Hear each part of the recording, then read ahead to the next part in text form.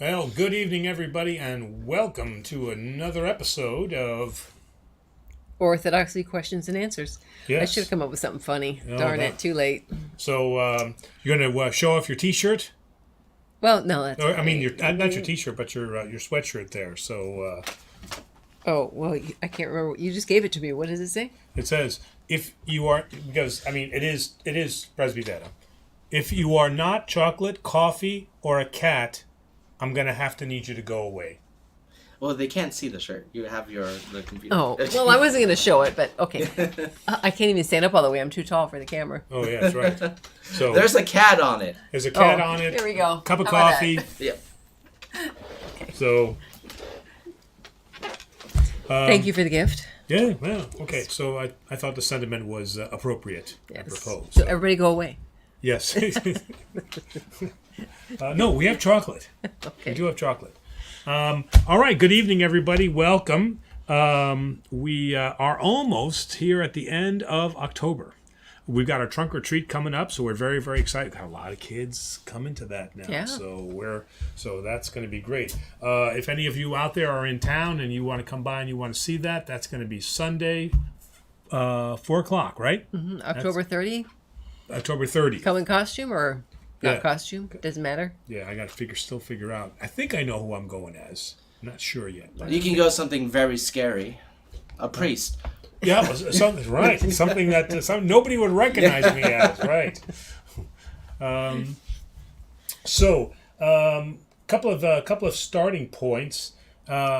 We had some questions left over from last time. Well, yes, we did have a question, and you said that you would clarify a little bit more from Diane, and Something Advoticus. From Ted, actually, right? Advoticus devilish or something. specifically Advaticus Diabloli. Diablo. Okay. Yeah. All right. So which translates to Devil's advocate. devil's advocate, right? So do we have a devil's advocate, and again somebody who kind of formally examines the life of the saint?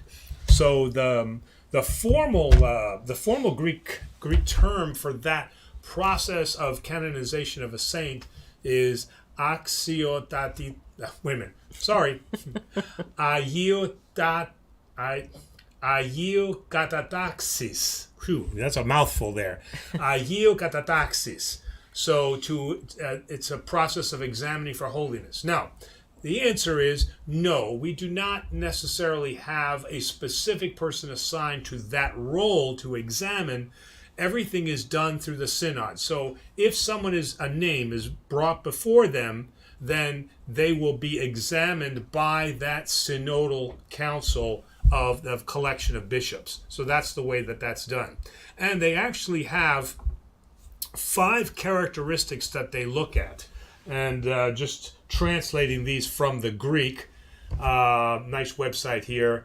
Naine melos is ecclesias, so obviously he has to have been a member of the church, and he had to be baptized, okay, and that he exhibits an Orthodox phronima, that he exudes those principles of an Orthodox Christian. So far, it makes sense, right?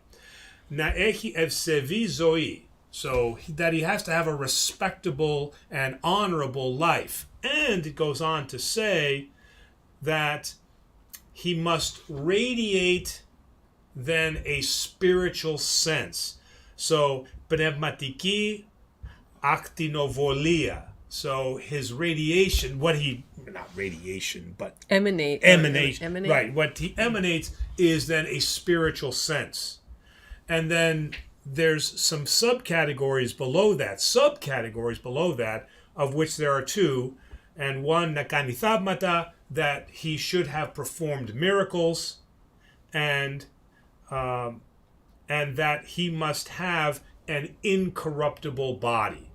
So there's your 5. There's the 3 major ones, and then the subsets, there's 2 more. And so those are the principles, or those are the guidelines that are used to determine whether or not somebody brought before them is then considered a saint. All right. All right. Before we begin, we do have a question from one of our viewers from the Ukraine. It's a little bit of a long one. Okay. But please bear with me. Hello, guys, and Father Angelo. I'm from Ukraine, so I don't really have a chance to ask a question while you're streaming live because it's 2 a.m. my time. But I always watch videos when I have time, so I hope you noticed my question here and help me, please. Okay. We have noticed. Okay, so in my opinion, and many fathers I was listening to, for a man to do some kind of martial art is a good thing from an Orthodox and Christianity view overall. For developing a discipline, strong spirit, healthy and resilient body, and to be able to protect others when needed, especially if you are talented in some way to do such things. Do you agree? Okay, so far so good.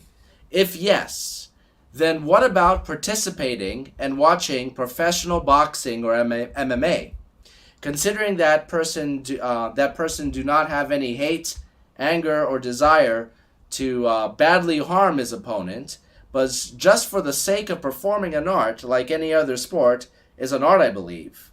I understand it's still a bit violent thing to hit someone, but as well considering that you apply these techniques and damage might not be done to his or opponent's health. Is it still violence in this case? I think it's a little different.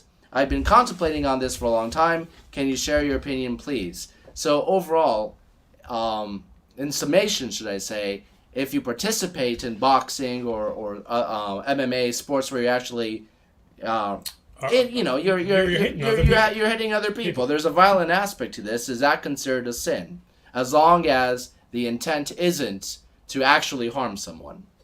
Well, I mean, you can speak to that, right? Which part? The MMA? Well, I mean, he talked about martial arts, right? Okay, and they're not competitions, but what did you have to do to proceed through the belts? Well, it's different for different types of karate.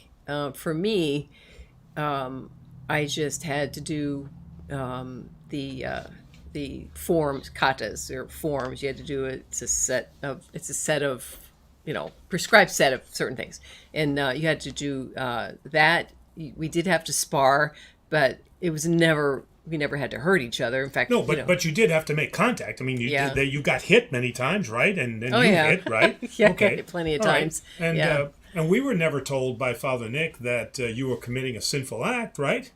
Right, because what the intent was not to seriously hurt. Really, I mean, right. You were training a discipline, right? And so remember Kung Fu, right? Yeah. Right, and what did the master always tell him? That it is not to be used on the offense. It was defensive. And it was the monks, right, who were learning that art. And we would take it the same way, is that we don't, as the Orthodox Church, we don't have any problem in you learning a martial arts, depending upon what you're going to do it. Now, if you're learning it because you want to be an assassin, okay, yeah, problem with that. Well, I mean, this goes beyond just learning the martial art. This is like if you're a boxer. But that's what I'm saying. So if your purpose is to learn it so that you can kill other people, then the church has a problem with that, clearly. But if you are learning it as a discipline, okay, and then you are participating in it as a legitimate sport, then the church again wouldn't have a problem. Now, but where you can get into trouble is when you let your emotions overcome you. So that let's say you're losing in a match, and then all of a sudden you don't like losing, so you do something that is unfair or you cheat or something like that, and then you harm that other person. Okay, then that's clearly then sins of pride and the sin of cheating. I mean, the sin of cheating. The sin of cheating. The eighth deadly sin. The eighth deadly sin. So the intent in which you go into these sports is really what the church is looking at. It's the same way with the military. What is your intent for joining the military? The church has no problem with me having been a soldier, my friends having been in the service. We don't have a problem with that, but the church wants to know, why are you doing this? If you're going in with the intent to kill, then it's problematic. Well, but I think the point in boxing is to knock your opponent out so you can end the round as soon as possible. I mean, that is the point, to knock them out. You want to win. And then I remember watching So I don't know how many years ago, Dancing with the Stars, when I used to watch that show, and they had one of the MMA women fighters, and she said, "I love hitting people." Yeah. See. So, I don't know. Well, at the same time, this isn't, you're not walking up to someone who's not expecting violence or does, etc. These are two people who are consenting to go into a match together. So, but again, and Terry brings up a good point. I didn't think about that. Martial arts, and the martial arts that I've seen, is very different. You are scoring points against your opponent, and although that hit may hurt, the intent is not to knock the other person out. Okay, so there is a fine line when you're intending to actually knock that person out. So now you're kind of crossing over the line. You're not trying to score points. So the intent there, is a very, very fine line. My dad boxed, but so I used to watch boxing with him. But I think you do get points. Don't you get points in boxing? Like they say. Yeah, but you said the intent is to knock him out. To get the round over with. Oh, yeah, okay. But you do get points. Yeah, not every boxing match ends in a knockout. Right. Yeah. No, but we're talking intent, right? In martial arts, the intent is not to destroy the other person and knock them out. It's the intent is to land blows and score points. In boxing, the intent, what you're really looking for, is to knock the other person out. If you can't do that, then you can win by points. But that's intent. That's a logical way of looking at it. Intent is what we're getting at here. So boxing's a little tricky, but martial arts, for the right intent, and again, not letting yourself get carried away where you become brutal, then we don't have any problem. Okay. All right. So you ready to start answering some questions? Let's start answering some questions. All right. Nick says, "Good evening from Wisconsin. In the Bible, it is written, 'Love your enemies.' Who are our enemies?" Those who hate us, right? Love those who hate us, right? So anyone that anyone that wishes to do us harm, right? And that harm can extend to stealing our personal goods, stealing our family from us, meaning that they kill or kidnap our family members, our possessions. If they steal our honor and our respectability, meaning that they defame us. Okay, all of those actions are actions of hate. Okay, that are from Satan and not from us. And so those are the people who Jesus is talking about. We have a follow-up on the boxing question. Uh-oh. I was waiting for this. From Diane, who says her husband Ted says, "Saints appear in full Byzantine battle gear. Therefore, training for battle with a willing sparring partner hones skill. MMA is not a fight to the death. There are rules. To be the best is to defeat and be excellent." True point, but and this is where we get to the whole thing on, right? Rules for war, right? Okay. When the saints were dressing for battle and the Israelites were preparing for battle together with their leaders, this was being done for the glory of God. I don't think MMA is being done for the glory of God. Hey, good! I am the victorious one who will defeat this. When it comes to sports stars, what is one of the biggest cliches when it comes to sports stars? Like, let me thank God for my victory. Yeah, I mean, you'll see that a lot. You can't say, I mean, the MMA, the sport itself, may not be sponsored by religion, and in many ways it shouldn't be sponsored by religion. But the participants themselves, who are we to determine how big their faith is? Well, that's true. Yeah. That's true.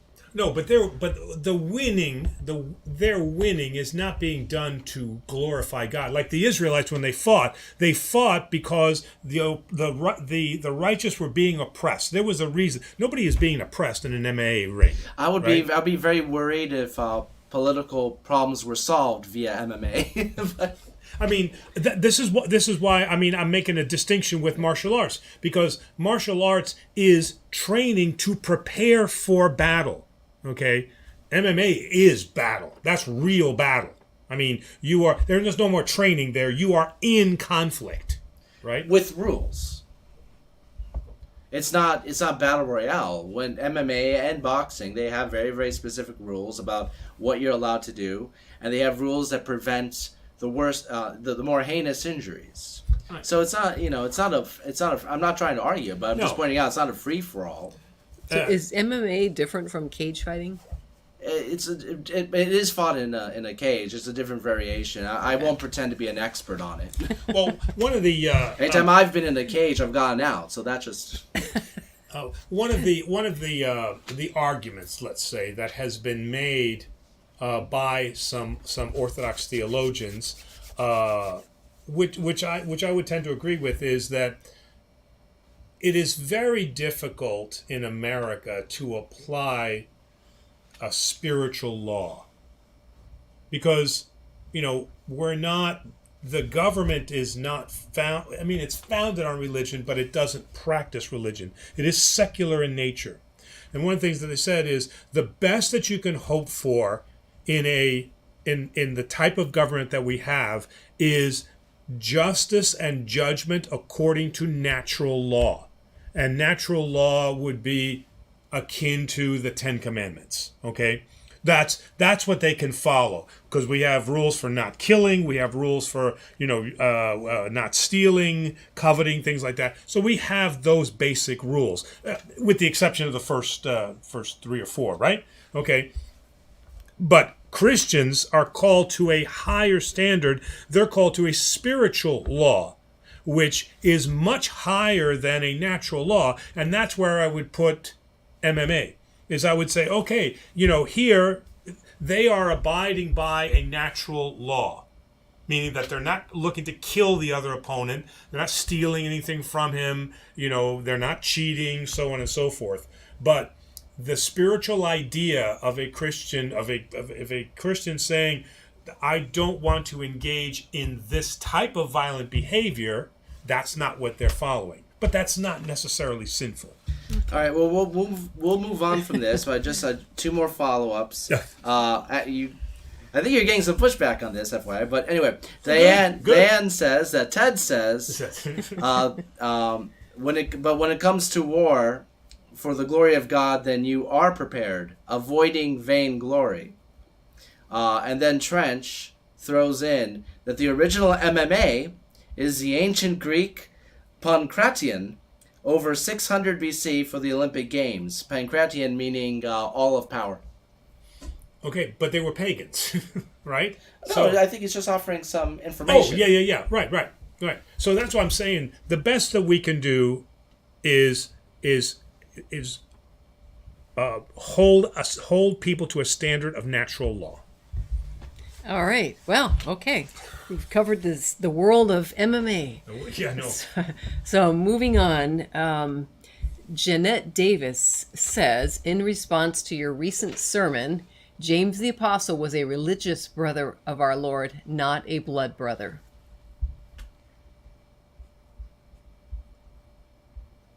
Well, we knew that he wasn't a blood. Well, again, there's, there are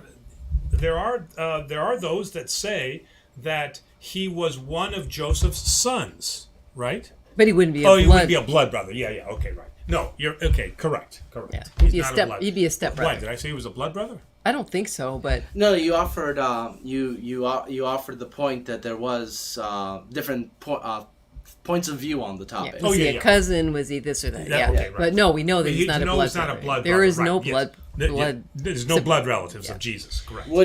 And I don't mean to make this silly, but would Mary as the mother be considered a blood relative? Well, he took flesh from her, right? He took flesh from her. Geez. I mean, in the end, I don't know if it matters, but... but he did not impart anything to her. There's not a sharing here. Well, but she imparted to him, therefore he has it, therefore they both have it, therefore they're sharing. Yeah, but I'm saying there's not an exchange there. Yeah, but he's born from her. So right. he would share some, would he not share DNA? Yeah, I mean, you can't say that I'm the son of my own mother. I'm not sharing anything with her, but I'm still related to her. Oh, yeah. Yeah.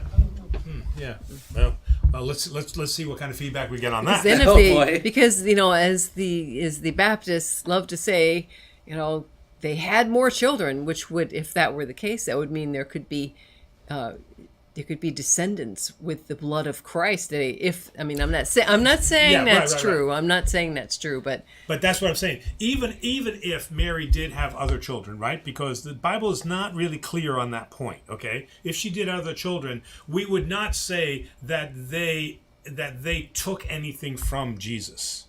All right, because Jesus' point was not here to propagate. Okay. Well, right. The simple solution is, if Mary were to have other children, I know there's some people that are very much against that thought, but just for the sake of discussion, if she were, God, the Father, would not be divinely involved in that birth. So therefore, there is a distinction. There's only a relation to the mother. Yeah. Right. All right. Our next question is from Trench. Do lies become us when some Orthodox are told to say we are worse than others, when in reality we are just as bad, since it seems we are all as good as our weakness? I mean, that sounds like a statement to me, right? We are all of the same lot in humanity, right? I mean, isn't that what he's saying, right? We're no worse and we're no better than the others, right? In terms of our sinfulness, right? So I would agree with that. But what and this may not be part of the question, but what I would not agree with is that the fullness of our answer to our sinfulness is found only in Orthodoxy. Oh, I don't think that. Okay. I don't think that. That was it. I don't think that Trench was saying that. All right. Next up, Christopher Reiner. Hello. I have a question regarding what was said last week when Father was giving advice to writers that Orthodox Christians should not believe in the battle of good versus evil. Where'd the rest of it go? Because Christ has, it's defeated evil. Yeah, there it is, has defeated evil. So how should Orthodox Christians view such battles as pro-life versus pro-choice, if not a battle of good versus evil?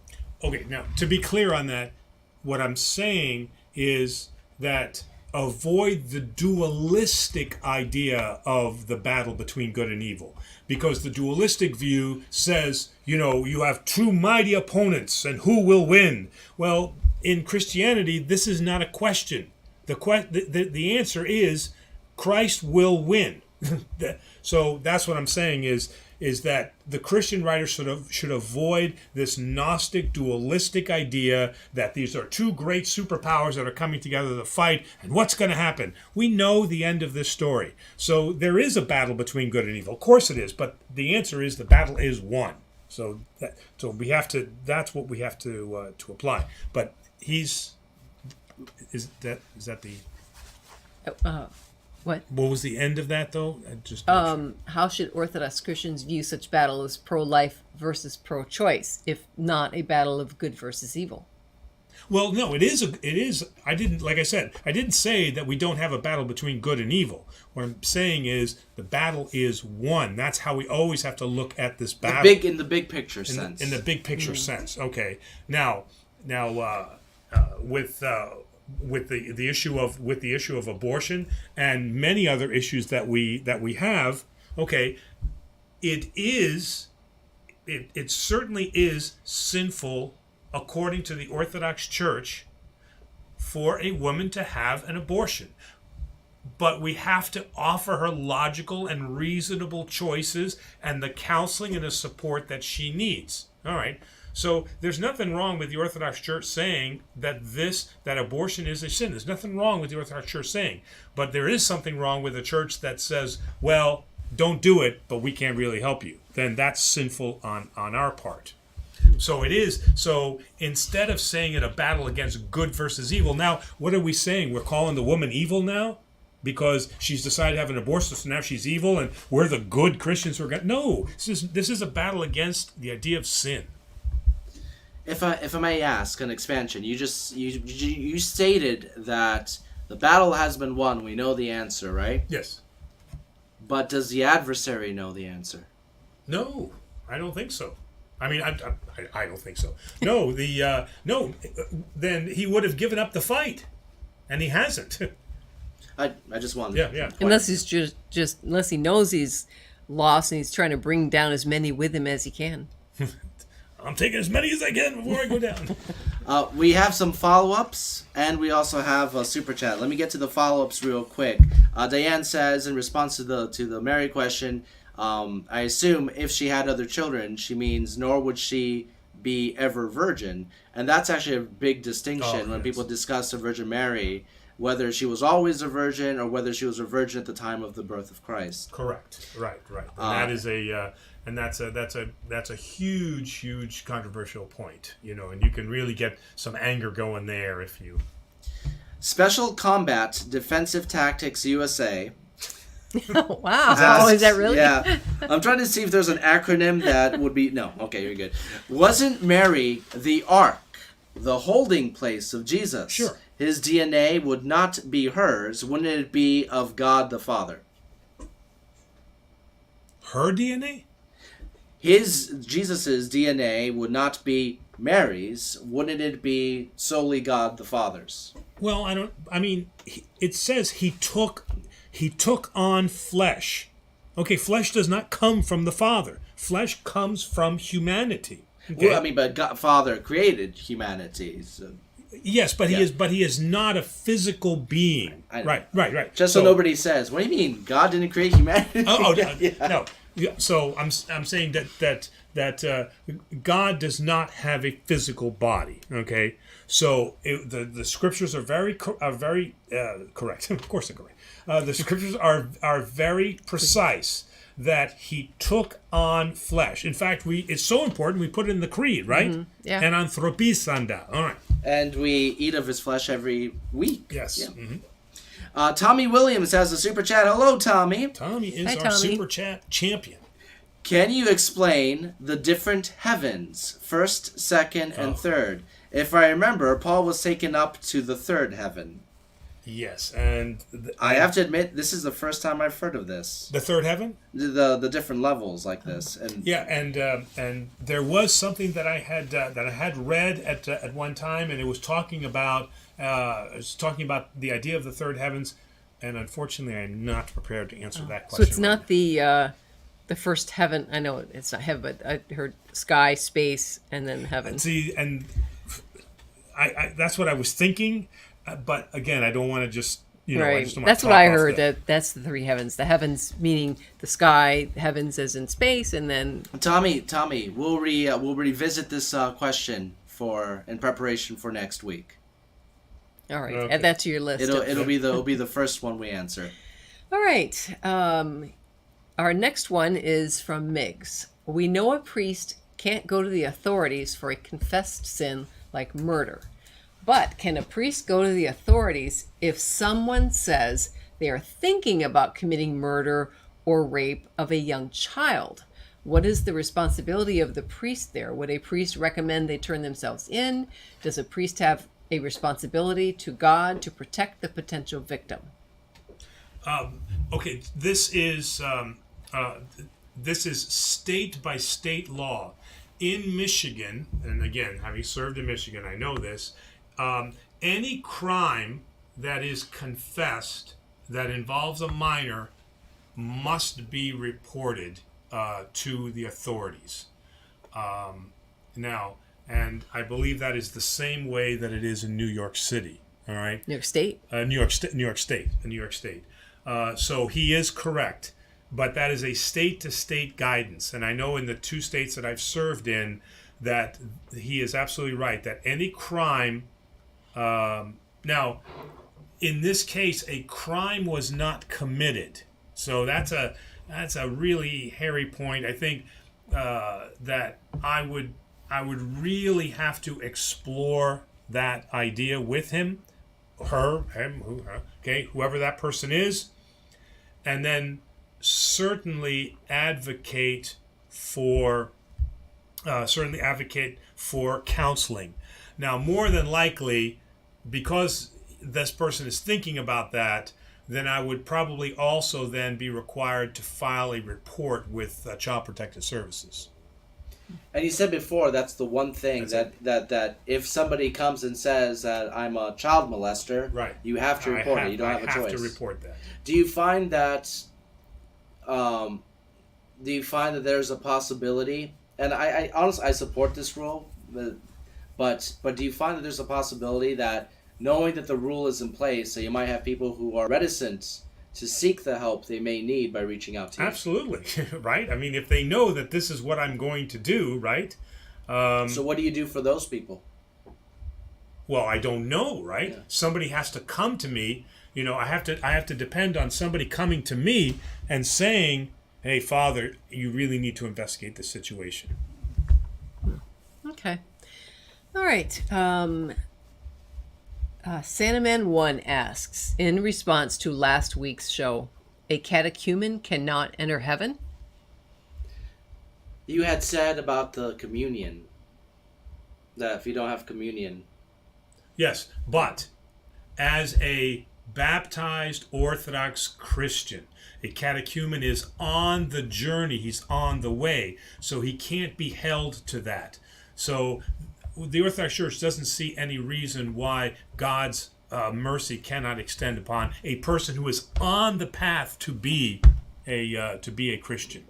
Sorry, if you were 20 minutes earlier. Yes, if you would have finished that catechumen journey.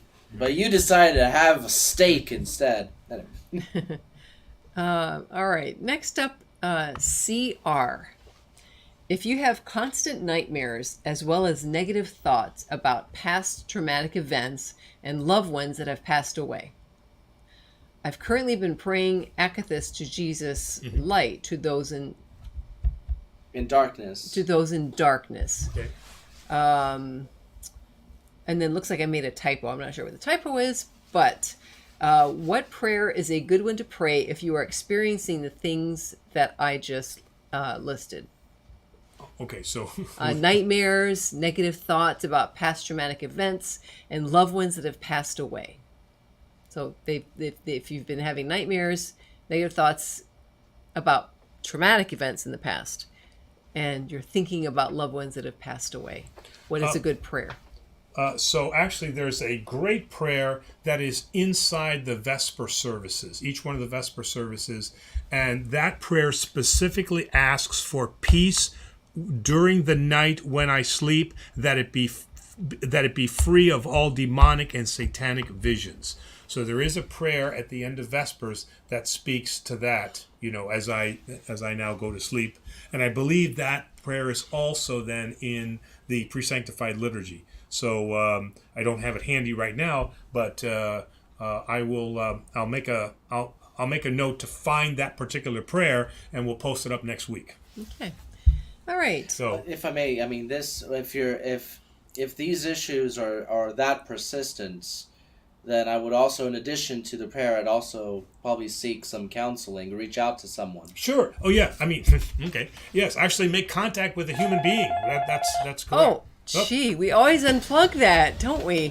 It never rings during the show. Maybe it's a call-in question. Maybe so. Wow. What figures, right? The one night you forget to unplug it. It only took 111 shows for it to happen. We're gonna have to. Right. No, but that's a great point that Demos brings up. Prayer is helpful, but action is also helpful too, and suffering from something like that, it's a great idea to talk to your parish priest or to talk to somebody that you trust, whether that person be a counselor or a very good friend or something that does have a spiritual aspect to them.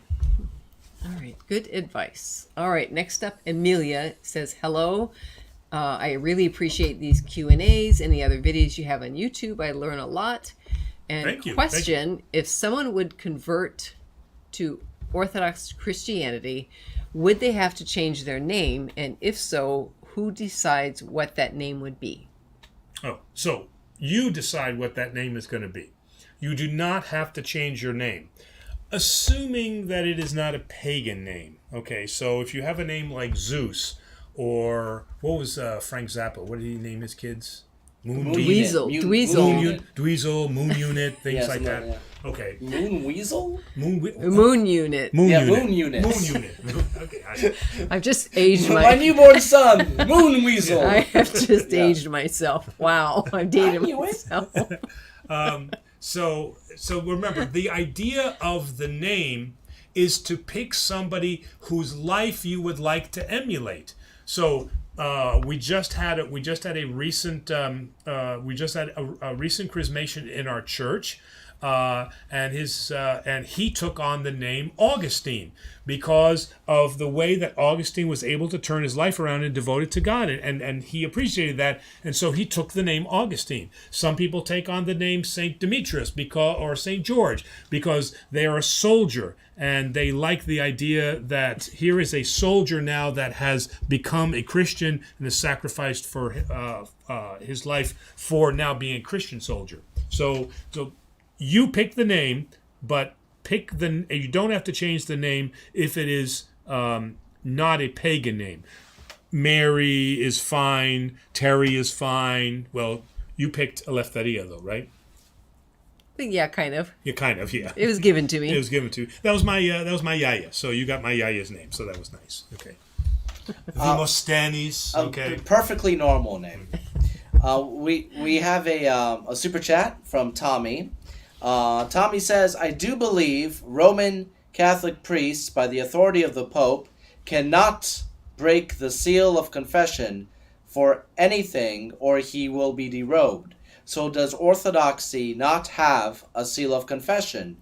I'm aware Roman Catholic priests cannot do it, regardless of country or state, by order of the canon law.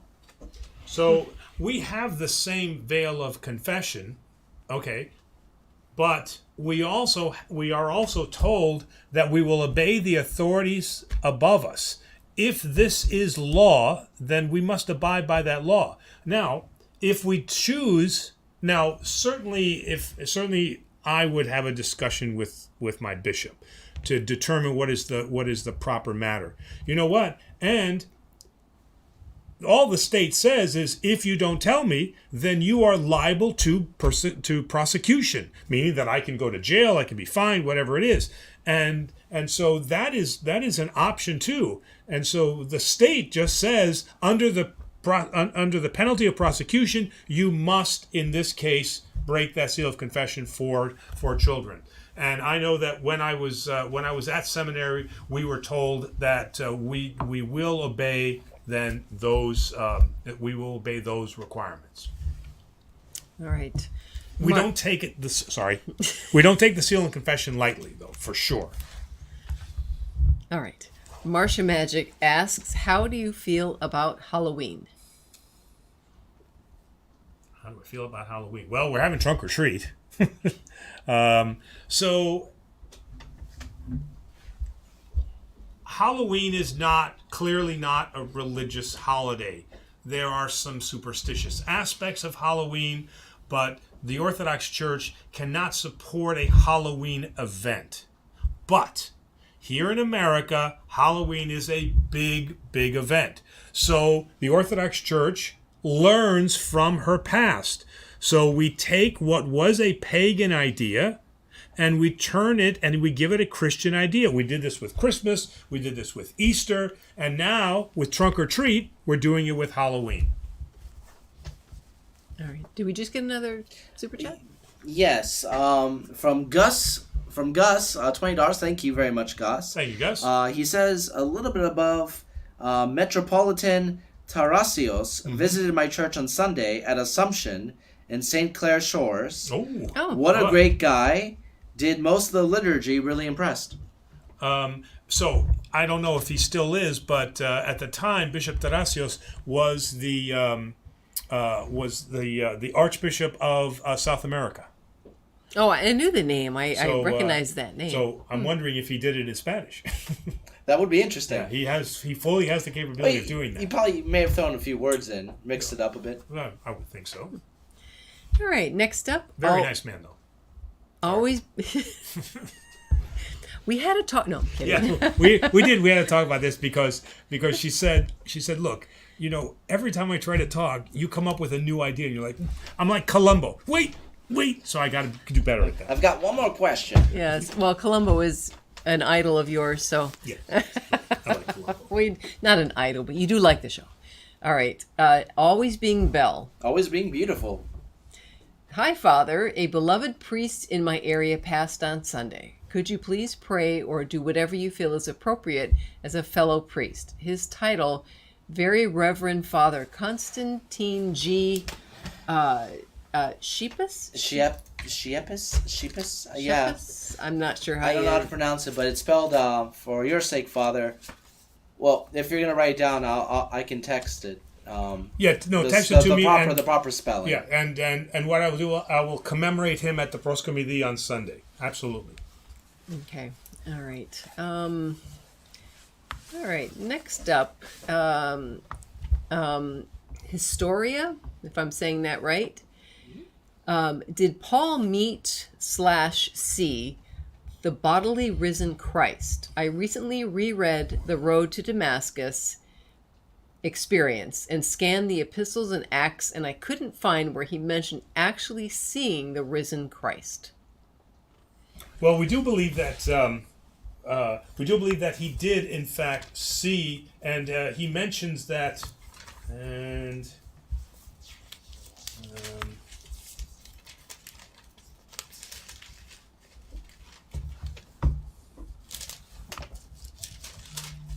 oops.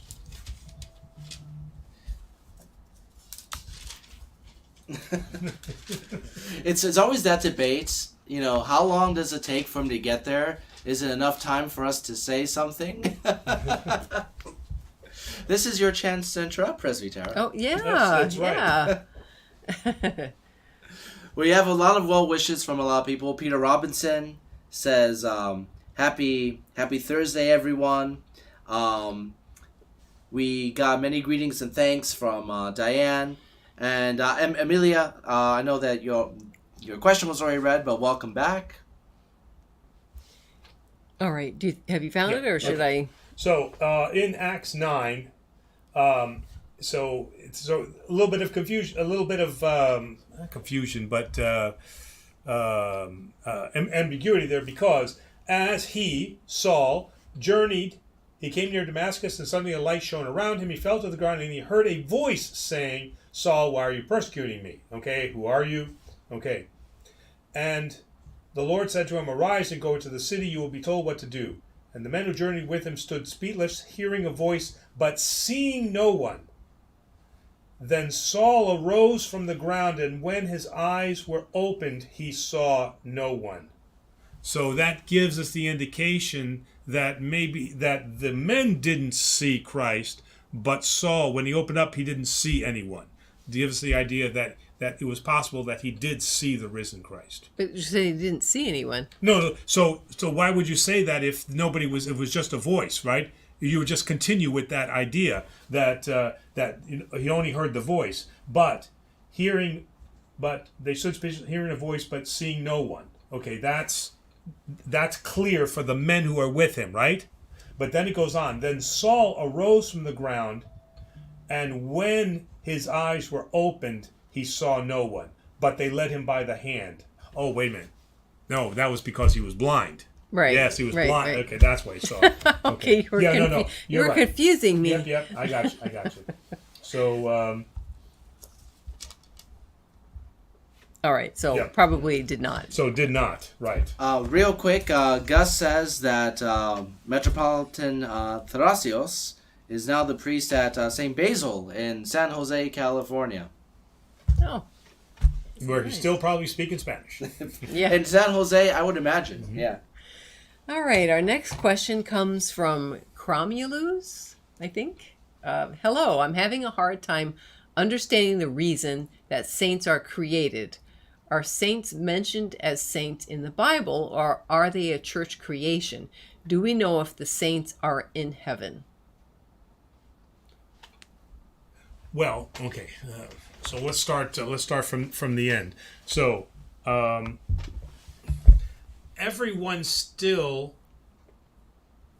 must go through judgment. Okay, so everybody will be judged. Jesus Christ came the first time for our salvation, and the second time he's coming as our judge.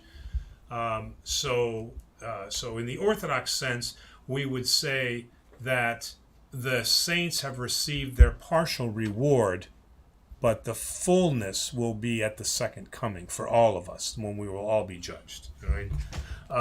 So for the first part of that, the idea of sainthood starts with Stephen as our first martyr. So when he was stoned, they considered him now, and they considered him one of the holy men of God. Now, maybe they didn't use necessarily the saints, but they would refer to him as Ayi, a holy man. So we have examples in the Bible of people who were considered holy and righteous before, or holy before God. And what the church has done is wanting us to remember those who have sacrificed their life for Christ, that we continue to give them that title of saint, so that we can remember their deeds and what they did, so that they live as examples for us. It's not meant to put them in a category where they are better than us, but they serve as an example of what we are called to be if we use the term Christian. All right. Oh shoot, I was listening to you and I was not skimming down.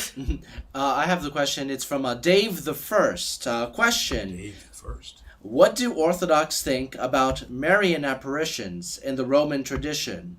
And do Orthodox experience Marian apparitions as well? Yeah, absolutely. The Orthodox Church has many incidences through history where the Virgin Mary has appeared to them, and one of the most famous ones is the first time that Constantinople was going to fall, and they prayed to Mary that she would recover the city, or stave off the city, and then the huge wind came and it blew the Ottoman ships out, and it was saved that first time. The second one is that Mary has appeared a number of times on Mount Athos, and she is considered then the saint of Mount Athos. So yes, the Orthodox Church has had a number of apparitions of seeing the Virgin Mary, and individuals, whether they're groups and individuals both, have seen Mary.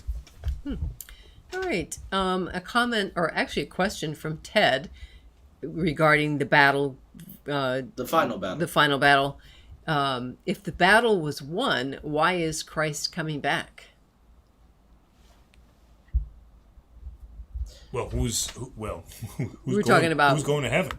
Well, also our sense of time is linear and minimalist compared to God. What is for us 1,000 years could be a second to God. Right. But I don't know if does that answer Ted's question. I mean, could it be said that from a godly perspective of which we cannot discern, that event may have already happened? Or do we think about time as linear in the same, as in? Oh, I yeah.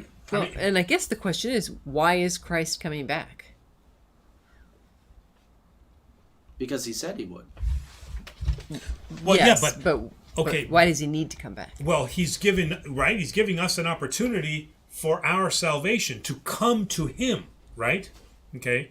So he's if he was coming the first time, all of a sudden it's like, now we have the left behind thing, right? You're out of luck. But he came the first time to say, I am here to offer you salvation. Here is who God is. I am explaining who God is.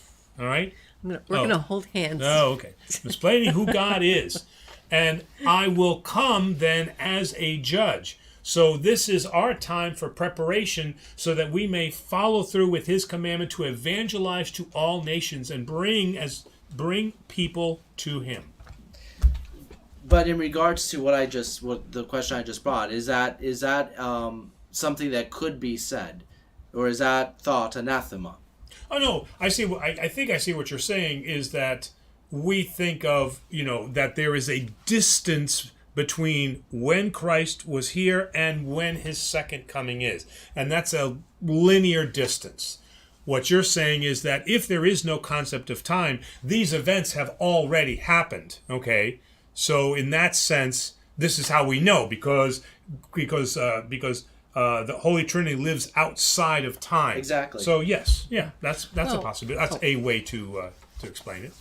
We have another super chat from Tommy, and Tommy says, "Would God allow us, humanity, to destroy itself with nuclear weapons, and us all be dead before He comes back? If we are all dead, why would He come back?" Worrying thought I have, especially with the situation in Europe at the moment. No, the Orthodox Church has an ever hopeful view of humanity, that humanity may bring themselves to the brink, but that the goodness of who Christ is will always stop us from destroying ourselves. So the Orthodox Church is the ever optimist that we will not bring ourselves to destroy all of creation.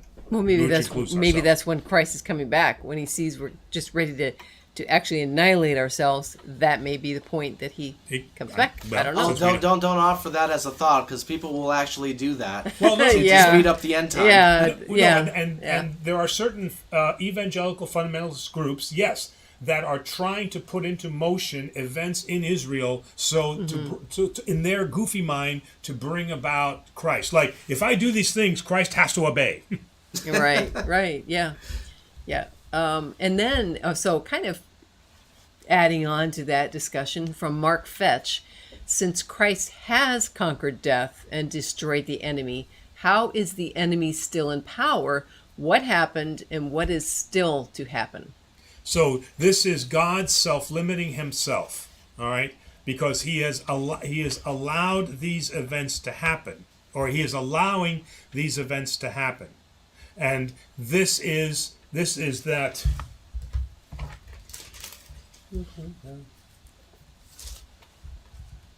All right, this is the moment where we judge how long it'll take. So, yay! Oh, wow. No small talk.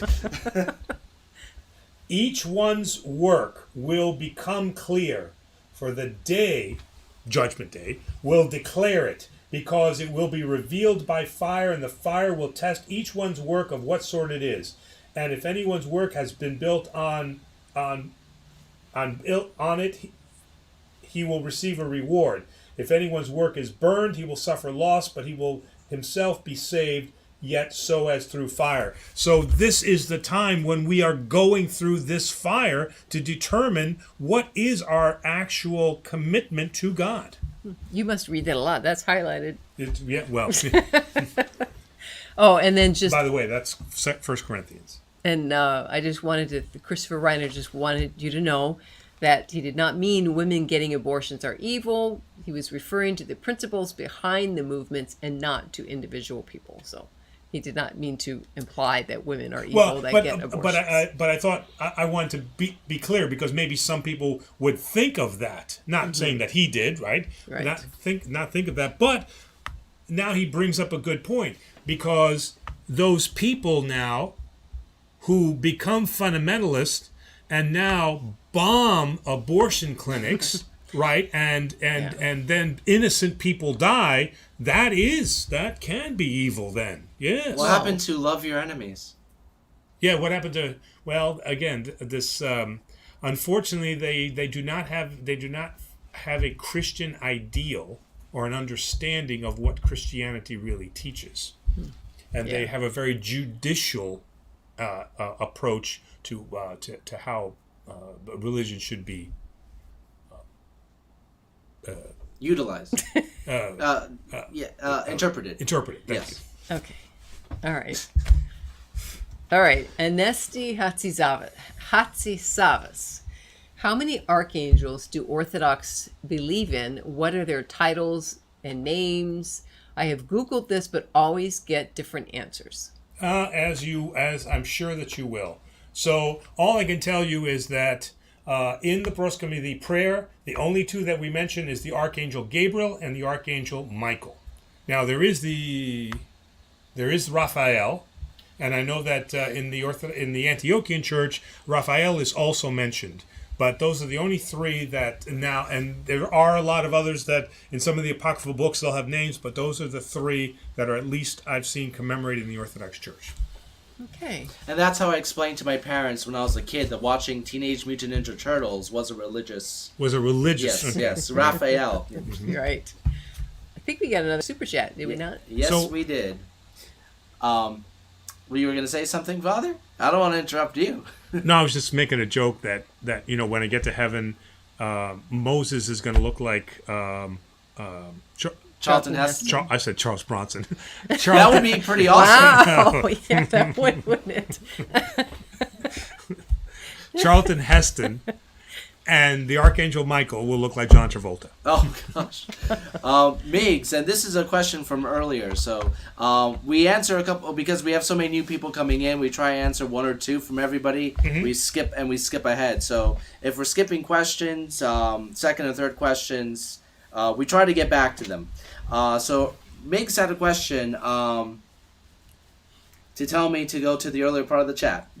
Oh, man. Give me 1 sec. Now, how long will it take Demos to do that? Following up on the exorcism question, a person that is possessed now has to go through all the years of checks and balances of science and psychiatry so that those possibilities can be ruled out. Correct. But a couple of years is a long time. Isn't that person being further and deeper possessed by the day, and the demon or demons are doing further harm? Isn't it worse to wait too long to save that person? 2 years of possession. Now, so it sounds like the assumption being made is that the church has passed this person on to the medical community and said, deal with this, and when you're finished, bring her back or bring him back. This is not the case. That person is still in constant communication with their priest. And the priest can evaluate the changes in that behavior. And if they see something that has accelerated or something that is truly showing a demonic possession, then that priest at that point can interfere. So intervene. Intervene. Okay. Meddling priest. Stop meddling, my friend. But I think that a lot of individuals tend to have a different perspective of what exorcism or even demon possession is. Because there's a cinematic. I think that's the only impression they have. That is the only impression they have had is from cinema, from film, etc. Yeah. You know, like if from an Orthodox perspective, just as an example, you don't believe that somebody who's been possessed is gonna end up turning green and have their head spinning in circles and spitting out green soup. No, the vast majority of demonic possessions are depression. You know, where they just sink into this really deep and dark depression. There's no goofy, horror faces and heads spinning around and walking like spiders. None of that. I mean, I'm saying none of that, but the most common type is that they fall into this very dark depression to the point that they shut off all the lights and they sit in their corner and they're constantly afraid. So it's more of an internalizing thing than it is an external thing. So over the last 2 years of the whole world being kept inside, that must be, we must be in a very difficult spot right now. We are in a difficult spot because those things clearly, those type of isolated conditions can be explained psychologically, right? When I am isolated like that, and it can mask some things that are really demonic. Which is why it's just crazy out there today in the world because of that. So in the, I know you probably don't want to give any specifics, but thinking back to when you had the exorcist come to the seminary. Yeah. and thinking back, because I know he must have told you some stories. So the majority of them, is that what it was? It was depression. Did he give any instances of He other did, things? yes, yeah. He did give instances where, in those instances where it was physical, it was always beyond the capability of a single person to arrest them. They possessed a great power, and this is why he said parish priests cannot get involved with this because they do not understand the power they're dealing with. You can't make fun of Satan. I mean, he is a powerful being, and he is beyond our power. Only Christ can defeat him. So in those particular cases, because I really want to answer Miggs's question, okay, so it's that severe. Do you carry that on for multiple years? Because now we're talking about somebody who's physical, so there's the question of self-harm. Is that out of control state a perpetual state, or does it come in and out? I mean, like, what? No, well, at least from the way he was telling us, it intensifies. It doesn't get better. It's not like I'm happy one day, then I'm sad. No, this is a constant fall, and that might alert the priest that this is something more than psychological. So do we let them have that fall for 2 years, or do we? No.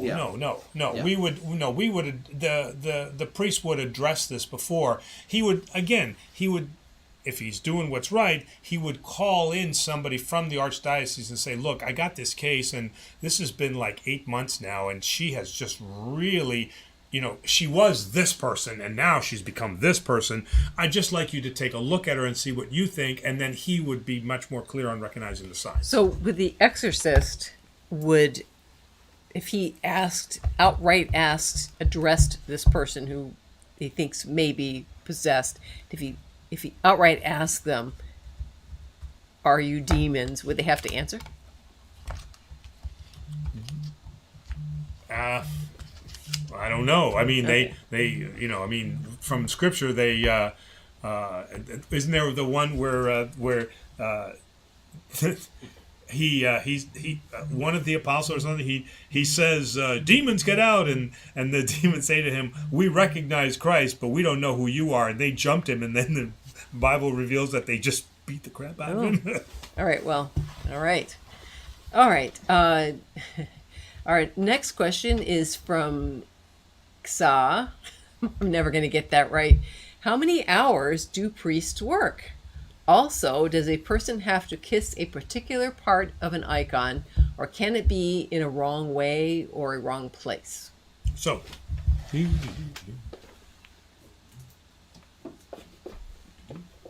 Which icon to choose? which icon do I choose? And I can say from experience, Father Maggos works at least 8 hours a week. So At least yeah, 8 at hours least a 8 week. No, yeah. Okay. If you ask some parishioners, 1 hour a week on Sunday, Yeah, right. and then he gets coffee after that. All right. So typically we have two types of icons. We have a single person icon. All right, and so normally speaking, as a sign of reverence, we kiss the lowest part of the icon, so we would then reverence her hand. Okay, so as not to be familial, where we reverence or we kiss her cheek as if she is, she's just a friend of ours. So in humility, we kiss the hand. So the lowest part of exposed skin. The lowest part of exposed skin. If we have an event icon, something like this, where we have multiple things going on, okay, I know that some people, and again, not to say that it's wrong, but it can look overly pious. They will kiss each and every person. Now, there's a lot of, and I'm using this icon, but there's a lot going on. But sometimes there's icon when there's two or three persons in the icon in some type of action, and they will kiss each one. What I'm saying here is, if you're the type of person that kisses each one, what are you going to do with an icon like this? Especially the top parts where they're like, it's stacked. It's right. Okay, so Yeah. what are you going to do? So the proper thing is the same idea. Kiss in the lowest part of the icon, and then you're going to probably see the feet of the person, so you would reverence the lowest part that is humanly visible, okay? But you don't have to kiss every individual, because then what you're saying is the icon is multiple pieces. This is a single icon depicting a single event, as this is a single icon. So that's why we want to be very careful not to go around and kissing each one, because then we destroy the essence of the icon. And that's why Jesus just had 12 people at the Last Supper, because he knew that was going to be a very popular icon. It was going to hold up church services. It's going to hold up church services. Yes. That's right. But exactly. to answer the first question outside of the joke, how many hours do priests work? Well, okay. So it's incorrect to say that a priest works 9 to 5. Okay, it's incorrect to say that a priest works 24 hours. All right, because it really varies, depending upon the size of the parish and the time of season. All right, I know that here, unfortunately, when I first got here, I got here at a time when there were many, many funerals. All right. And so I was busy quite a bit every day handling quite a number of funerals. Okay. My last parish, was smaller. So I had some more time. So the answer to how much does a priest work is A, dependent upon the size of his parish, and then depending upon the season. Certainly other seasons like Lent and Holy Week, we're going to work much longer hours. Mm-hmm. October, what's that? Oh, and I was so agreeing with you. And so will others that are in his orbit. Okay, all right. But then there are other months like July that the priest may not work that much. Okay, so when people say, "Well, the priest works 24 hours," yeah, okay, I get it. That people can call at any time. Okay, but that doesn't mean that the priest at 3 o'clock in the morning answers the phone and jumps at every little thing that comes up. That's a priest that's going to get himself into trouble. All right. Certainly, if I get a call at 3 o'clock in the morning and it's somebody now who is getting ready to pass away and the family is asking me to come, okay, I'm going to go to the hospital or to the home and we're going to have that prayer. But if this is a person that says, "Oh, Father, I've got to talk to you about my daughter's baptism," we can do this tomorrow morning at 10 o'clock, okay? So that is specific. Did that happen? What's that? That is very specific. I'm wondering if it happened. Well, it wasn't a baptism, but it was something that could have waited. Well, you get things. They're in jail. You've gotten that before. Yeah, I've gotten my son's been arrested. He's in jail. Go and see what you can do. What did he do? He was drug possession. Well, there's nothing I can do. Well, maybe he needs to sit in jail. Right. Okay. Maybe he needs to sit in jail. So again, we take that. I'd have to make a discernment, Yeah. a discernment about what is appropriate. So we don't want to get carried away with this idea that the priest is working 24 hours a day. If he is doing that, then he is not managing his time well. Or only working on Sunday, as you have heard. Or he only works Sunday. Only work on Sunday, exactly. Yes. And going back to the kissing icon, also, to please not wear lipstick when Yes. kissing an icon. Please remove your... Why do you think most churches have plexiglass over their icons? So that the icon integrity is not destroyed. Do not wear lipstick 2 times. 2 times. What's the other time? Oh, for communion. Yes. Yeah. Don't get communion all over, lipstick all over my spoon. Yeah. If only you had tweezers. Yes, if only we stuck with the tweezers idea, right? Yes. Oh, and then, Anesti says, Happy Ohi Day and blessed holy protection of Our Lady Aia Skepi. Mm-hmm. Skepi? How do you say that? Skepi. Skepi, okay. Yeah, it is Ohi Day now that it's the 28th, right? I think, was it the 28th? Well, because I kept thinking it was Ohi Day was last Saturday because we had the Ohi Day party, the Ohi Day celebration. Commemoration. All right. We have our next question. Let me see if I can Can I get... have some water, please? Yes. Thank you. You like interrupting me, don't you? No, but I was thirsty. We have one from Dionysi Dimitrakopoulou. Got that all out, and I think I did all Do right. we know this person? Very long last name. I just hope that if they ever get married, they don't hyphenate. They don't hype. Oh, yeah. Oh, that would be, yes. Yeah, that would be problematic. Yes. As Orthodox Christians, we should not believe in the evil eye. However, there is a prayer for bad energy, vaskania in Greek. Yes. How is this explained? So, how is this? Good question. How is this explained?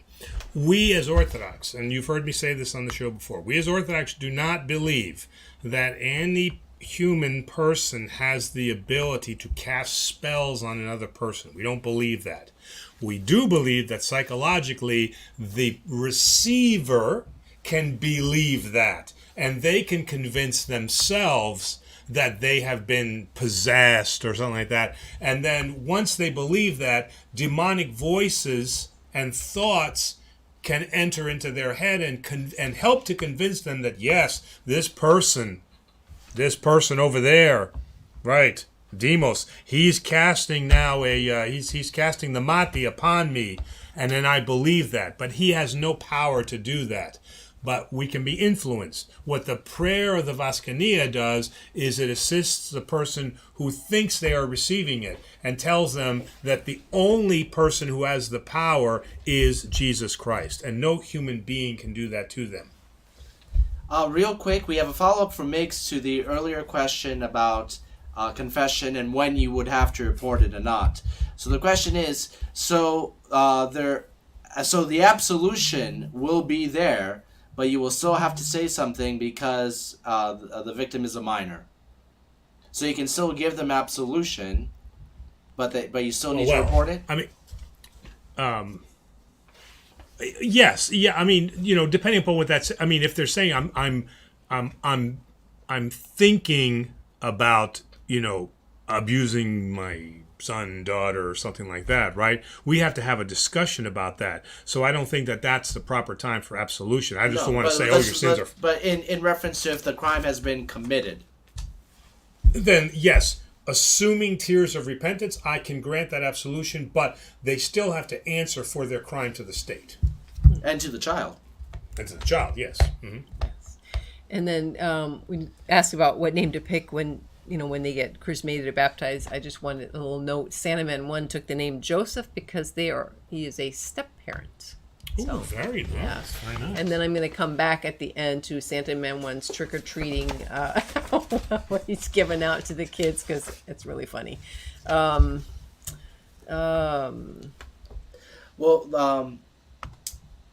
So Love World Music asks, what if you forget your... Wait, did you just ask that? No, I didn't. What if you forget your given name?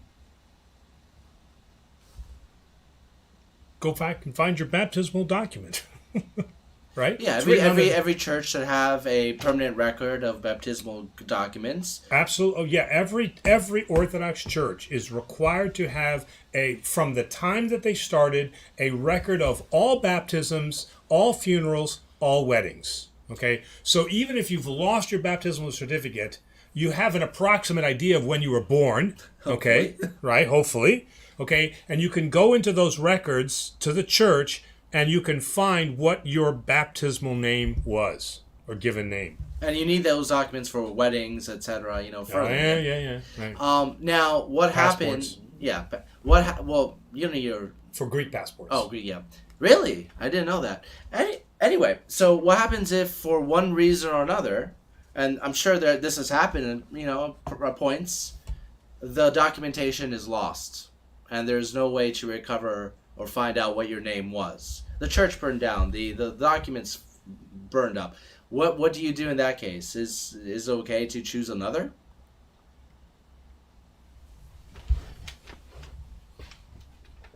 We like to challenge you. Well, yeah, what would you do? There must be somebody that would know the name. Yeah, your godparent. I mean, usually the parents will know the godparent they've chosen, okay? So they could go to the godparent and say, what'd you name her again? And they could do that. But I'm just thinking worst case scenario, if you just can't find that answer. You'd probably have to go to a bishop, somebody higher in authority. Yeah, I'd probably put that at the bishop's feet. I'm not gonna take that. I mean that's that's pretty remote. I don't know of any cases where all the records have been lost and they don't know who their godparent is. I mean, you've really stacked a lot of stuff up here, So if all of those events stack up, I'm going to the bishop. And then you're going to write a novel about it. And then I'll write it off. No, the prayer of the Vaskania right here, okay? But I wanted you just to hear this part of it here. And may your mighty hand and sublime arm in your watchful care look upon this servant and visit him, her, and guard her with an angel of peace, and expel from him, her, every evil design, every sorcery, spell of the evil eye, corruption of envious people, so that your servant defended. So what he's saying is remove. This has nothing to do with the other person. This all has to do with this person, is take away their thinking that this is an evil design and all of those things. Okay. All right. Next up is Aaron. Aaron says, I made it. Hi, everyone. Hello. My question is, does the Divine Liturgy have to be celebrated only in the morning? Obviously, Sunday is a given, but what about weekday services where not a lot of people can go? Wouldn't that help more people attend if there's a liturgy in the evening on the day of a beloved saint? Okay, you are absolutely correct. The Divine Liturgy is considered to be outside of time. Therefore, it is not anchored to time. It is the only service that is not anchored to time. Vespers occurs at night. Matins occurs in the morning. Paraclesi you can do kind of whenever you want. But a Divine Liturgy can happen at any time. In fact, if you go, that's what's happening in the monasteries. The monasteries are having their liturgies every day. Now, again, the tradition is that we have it in the morning. But if you look at our Vesperal liturgies that we do, those are liturgies, Divine Liturgies, but they happen at night. Okay. If we look at the pre-sanctified liturgy, that happens in the evening in anticipation. So clearly we have instances where we perform the liturgy outside of just the morning time. So it is not in any way linked to time. Did you say Vesper liturgies were in the evening? I missed that. Vesperal liturgies are in the evening. Right. Yeah. And speaking of Vespers, Mr. Grimm KD asks, can someone who is new or has just started attending the Orthodox Church attend Vespers? Is there any service that someone who hasn't yet become a member that they can't attend? No. Like I said, we are not in ancient times anymore where you will be kicked out of the church at the time when we say the doors, let the catechumens depart. All right. There are still some churches that will use the catechumen prayers. The Antiochian churches will do that. The Greek Orthodox churches no longer use the catechumen prayer. So you as a visitor can stay throughout any service that we have. All right. And that includes weddings and baptisms and funerals. If you want to see what that service looks like, you can come. As long as you're not disruptive, right? You can come, you can sit in the back, and you can observe those too. All right. Anon asks, is it acceptable to have some form of the, is it schema? Schema. Is it acceptable to have some form of the schema at your home prayer altar? I don't know much about the rules surrounding them, except that monks receive them as they advance. So first, what is that? Oh man, what is the schema? I should know this. The schema. I can look it up. Shoot, this. Now I'm embarrassed because I should know the schema. I've heard this. I've heard the term before, but. Well, why don't you guys move on to the next question? I'll look it up. All right. Yeah, I didn't. Because I have a good idea of what they're talking about. Okay. McShneve Outdoors asks, how do I ask a brother in the church to be my godparent for baptism as an adult convert? I don't know. That sounds kind of easy. Go up and Well, ask. they don't know. Maybe they're nervous, or is there a? How do you ask? Is there some? How do you phrase it? Maybe. All right. So look, if you don't necessarily know the person, use the priest as the intermediary. In fact, that's exactly what happened. The gentleman I was talking about who took the name Augustine, he is new to our community. Okay, he and his wife are not that they've just come here, but they are new to our community, and And I said, you're going to need a sponsor. We don't call it godparent when they're an adult, but he needs a sponsor. And he asked me, he says, I don't know anybody. Who should I approach? And I know the people of my parish, so I knew him. And I was like, you know what? I got a great idea. I think I know somebody. Let me go talk to him. I talked to that person, and I said, hey, X would like you to be a sponsor. I think the two of you would be a good match. And he says, yeah, I'd love to do that. And then I introduced them at coffee hour, and then off we went. So if you don't know the person, or you're kind of shy, you don't necessarily want to approach him, then the best thing to do is use the priest as the intermediary. Okay. Yeah, okay, so there is some confusion, and I was confused, and I look back and I find that others are confused, because the Shema is the highest rank a monk can receive. And there are monks who have received them. They're called the Shema monks, is what I'm seeing as well. So there might be something else. Retri Report finds the same answer here. So we'll revisit that one. Yeah, because again, I'm not, I don't know the monk ranks and. But there might be another word that they're using For a schema. Right. because Yeah. you're talking about an altar in your. Yeah. So, they might be using the wrong word. So. Yeah, because they say that's what monks receive. So they might be talking about the Shema, which is the clothing that the Shema monks or the wear. cap with the veil. Yeah. Okay. But, I guess, is it acceptable to wear something like that, or even to extend it any form of vestments at your home altar? No. 'Cause, Without the, Yeah. those are vestments that are indicative of a particular person, a monk. Okay, if you're which not they've had to earn. It's not something that they should just wear. They have to earn it. You can't just wear. And and not that you would earn priesthood, right?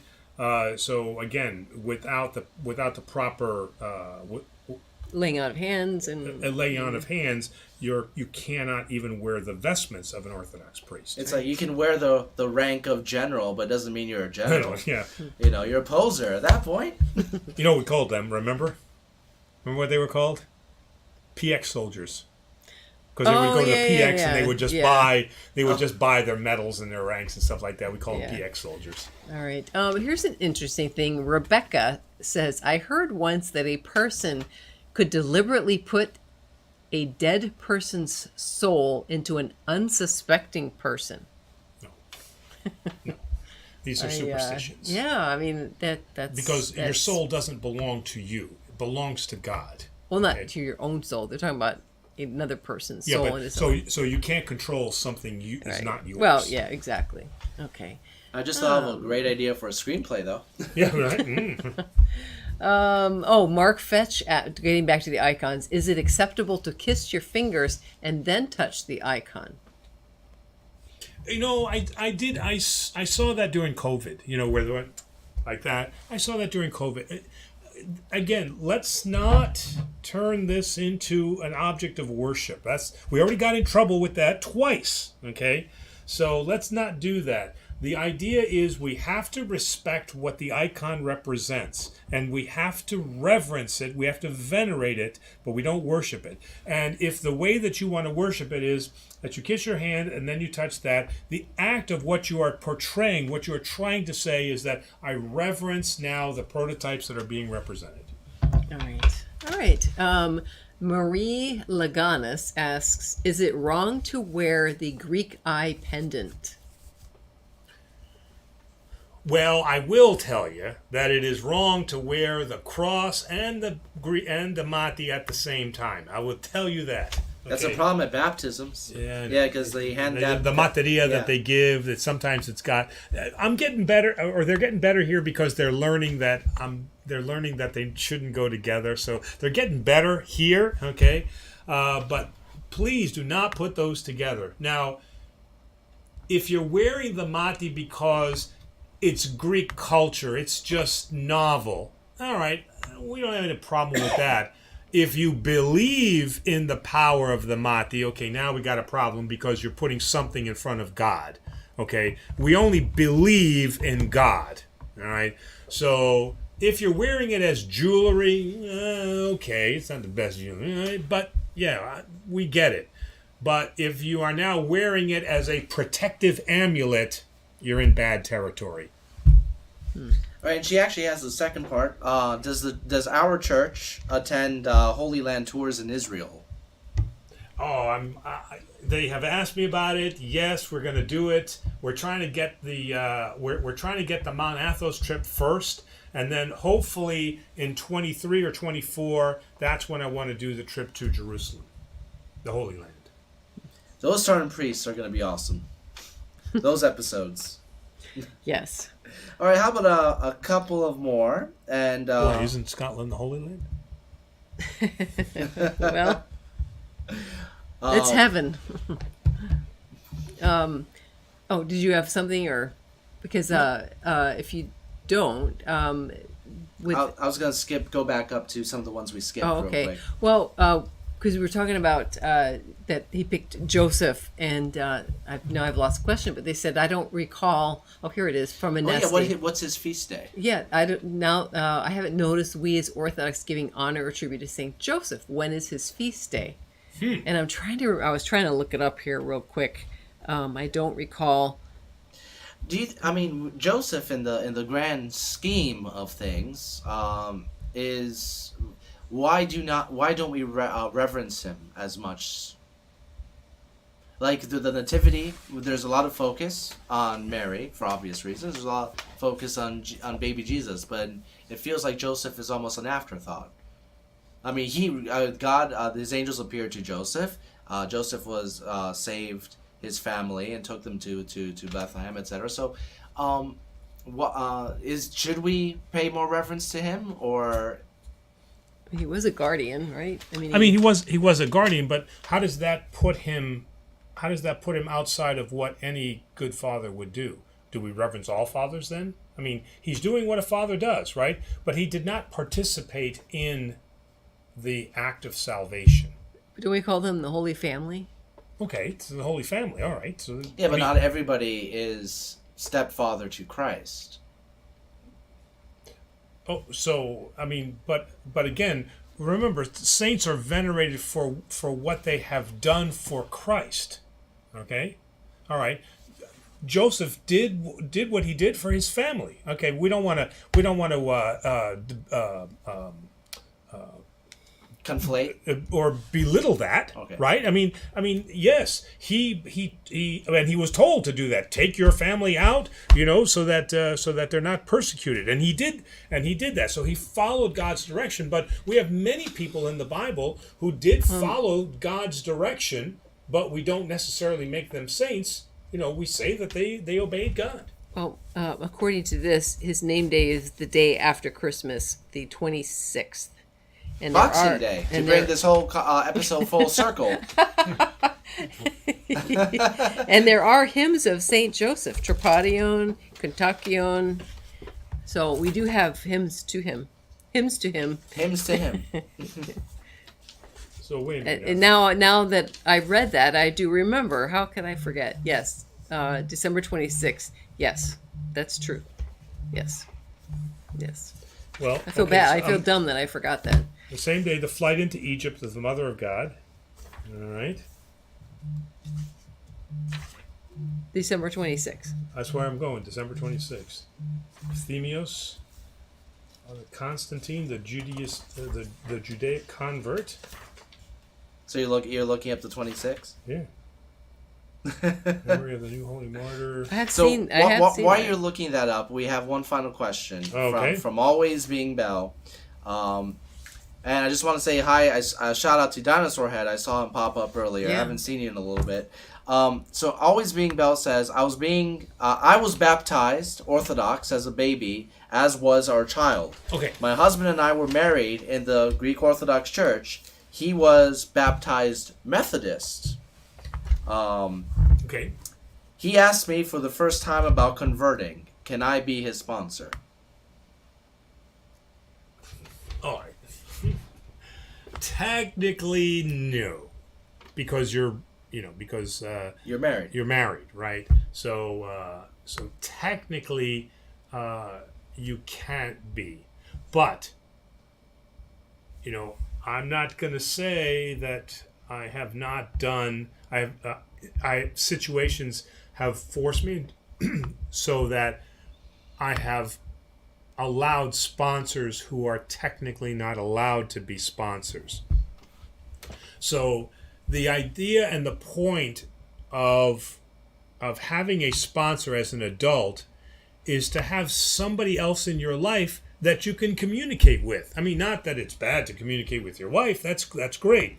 But the point is to inaugurate yourself into the community. And so, and I say this myself too. What I try to get them to do is say, look, you're new here or you've been here, stay with us a little while. There are a lot of really good people here that you should be making friends with and be part of our community. And then one of them can be your sponsor, and the two of you can go on that journey together. The one can help you along, and then you can also now have a new friend, and you're become part of the community. So while technically no, you can't do it, I know that in certain circumstances I've allowed it. It's not my preference, and I would really encourage your husband, right? It's a husband, or your husband, to in the community find somebody that he likes, that he could be friends with, and that they could build a bond together as sponsor and now new charismated Orthodox. For one final question, but did you find what you were looking for? No. No. Okay. So final question, unless Presbytera has another one. Father Athanasios of Mytilene says that 97% of Christians will worship the Antichrist. So what does that mean? Does that the 97% that are trying are just not good enough? Does that sound like love, or a love to suffer forever? Well, where's the number coming from? Apparently, supposedly, from Father Athanasios of Mytilene, who said 97%. A lot of people say a lot of things. Didn't we just talk about discernment? Okay. That sounds extremely pessimistic to me, that 97% of people are gonna follow the Antichrist. Well, they may be deceived. They don't realize it's the Antichrist. 97%? Yeah, that seems high. That's a very, very high number. I mean, I'd even live with 70%. I'd live over 50, right? Okay, I could see that. But, let's not be overly pessimistic about humanity, and let's not take as gospel truth everybody who opens up their mouth and claims to be a prophet. All right, we've got to be very careful with this. So, one, I would question the number. Where did this number come from? Was it divinely inspired? Did God talk to him? Did Satan talk to him? Who spoke to him and gave him this number? So, well, let's just say I don't agree. So forget the number, okay?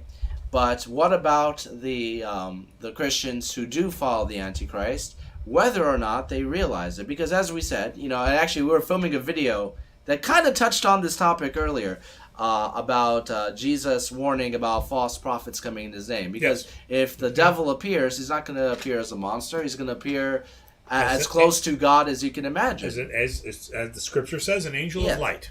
So what are those Christians lost, or what can be done? No, those Christians are clearly not lost. They're not lost until Judgment Day. Yeah. All right. So it's incumbent upon us that if we see people falling into heresy or being led astray, it's up to us to help to open up their eyes. But it's their free will. I mean, as Jesus has told his disciples, when you go into a town and you are not received, okay, then you can wipe the dirt off of the sandals and you can leave. Okay, there's only so much that we can do, but we have the obligation. We have the responsibility to point out to them that they are following a false prophet, and we can show them the proof of that. And if they choose not to accept that, then they have made their own decisions in their own will. All right, or use them. All right. Well, so with that said, this is the final episode before the holiday that must not be named. That must not be named. So do you wanna finish with any wishes or any prayers or anything?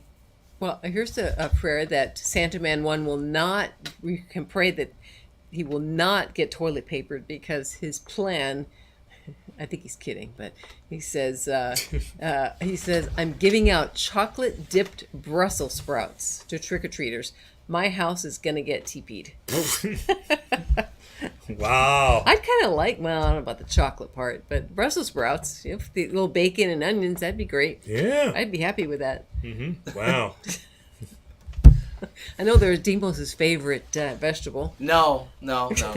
I do like broccoli. But I'm very anti-American when it comes to how I consume broccoli. I do not put cheddar cheese on it.